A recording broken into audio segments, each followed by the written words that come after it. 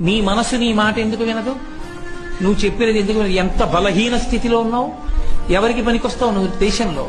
ఎవరికి పనికొస్తావు? ఎవరిని ఉద్ధరించడానికి? మనసు మీద అదుపు ఎంత అవసరమో, నిషిద్ధ కర్మల పట్ల ఆకర్షింపబడకుండా ఉండడం ఎంత నిగ్రహ శక్తి ఉండాలో, అలా ఉండకపోతే కాలం మాత్రం వెనక్కి తిరిగి రాదు.